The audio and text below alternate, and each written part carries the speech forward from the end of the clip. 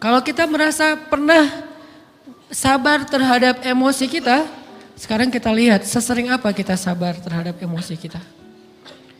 Maka derajat seorang mukmin tergantung tingkat kesabarannya. Ada yang orang sabar hanya kalau disakiti dengan satu kata. Ada yang sabar dengan satu kalimat. Ada yang sabar dengan satu paragraf. Ada yang sabar dibully rame-rame juga dia sabar.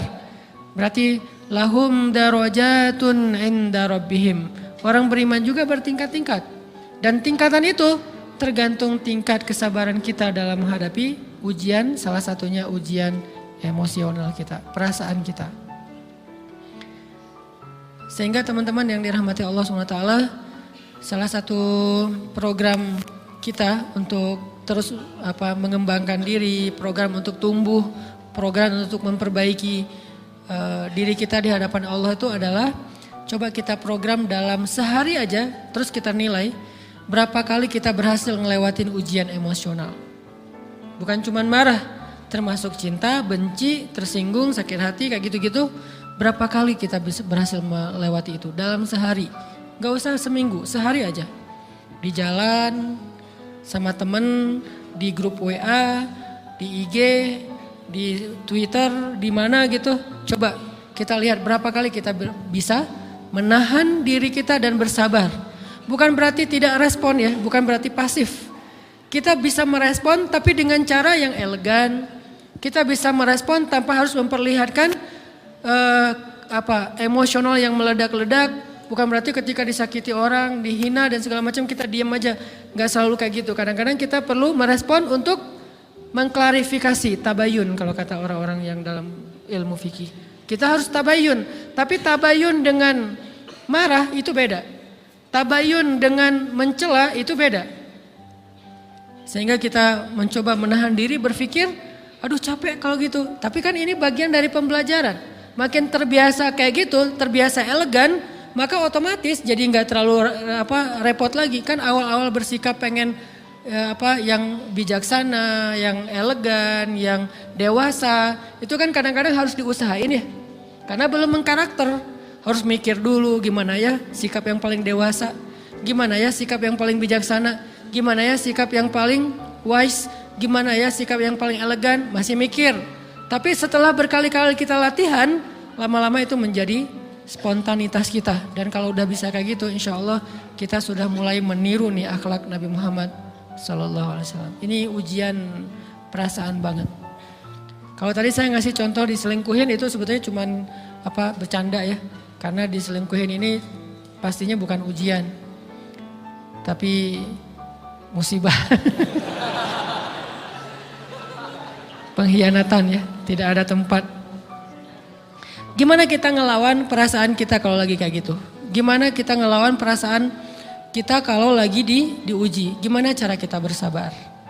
Karena iman dan sabar itu bisa dibilang satu paket. Gak disebut orang beriman kalau gak sabar. Dan insya Allah orang yang sabar itu adalah ciri-ciri orang beriman. Gak mungkin disebut orang beriman kalau gak sabar. Kita pikir memang iman itu hanya ucapan. Kalau iman itu cuma ucapan, inna sholati wa nusuki wa mahyaya wa mamati lillahi rabbil alamin, gampang. Kalau iman itu cuma ucapan, hasbiyallah wa ni'mal wakil, gampang. Kalau iman itu cuma ucapan, la haula wa la quwata illa billah, gampang. Kalau iman itu cuma ucapan, iyyaka na'budu wa iyyaka nasta'in, gampang. Tapi Allah mengatakan, wa ma hum bimu'minin. Ahasiban nasu ayyutraku ayyakulu amanna wa hum la yuftanun. Emangnya cukup dengan hanya mengatakan kami telah beriman lalu tidak diuji? Ternyata iman adalah sabar dalam ujian. Jadi nggak mungkin orang disebut beriman sementara dia tidak sabar, sementara dia emosional, sementara dia temperamen, sementara dia orangnya meledak-ledak, sementara dia orangnya mengeluh, sementara dia orangnya berputus asa. Nggak mungkin. Karena ulama mengatakan la tayasu, jangan berputus asa. Fa innal ya's laisa min akhlaqil muslim atau mu'min. Karena sesungguhnya keputusasaan bukan di antara akhlak orang yang beriman. Orang yang beriman itu tidak pernah berputus asa. Serumit apapun masalah kita, Kalau kita punya yakin sama Allah bahwa Allah ala kulli syai'in qadir, maka kita pasti akan punya harapan. Kalau kita yakin bahwa Allahu Akbar, sebesar apapun masalah kita, Allah lebih besar daripada masalah kita kan? Bukankah kita mendengar Allahu Akbar, Allahu Akbar. Ada gitu yang lebih besar daripada Allah? Harusnya kita tidak pernah berdoa kepada Allah sambil mengatakan, ya Allah saya punya masalah besar. Itu sama aja dengan kita ngeledekin Allah. Sama aja kayak kita datang ke teman kita bilang gini, saya mau pinjam duit. Enggak akan banyak kok, saya tahu kamu kalau kebanyakan kamu gak akan sanggup. Kan gak mungkin kita ngomong gitu kan ya. Saya lagi banyak hutang nih.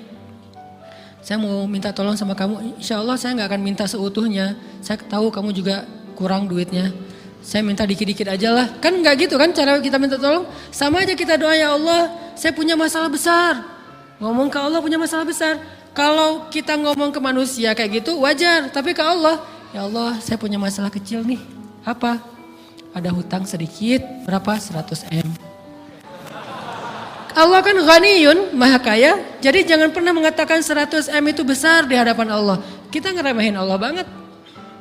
Bukankah Allah maha kaya? Jangan pernah mengatakan bahwa musibah kita, ditinggalkan orang yang kita cintai, dibully seluruh dunia, itu besar di hadapan Allah.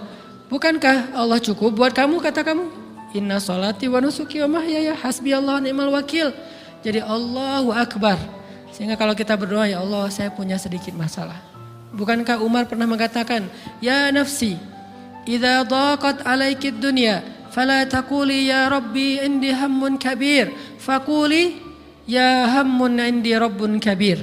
Wahai jiwaku, kalau kamu merasakan kesempitan, kegalauan, bingung, sakit, jangan pernah kamu mengatakan, ya Rabbi saya punya masalah besar. Tapi katakanlah, wahai masalah saya punya Rabb yang maha besar.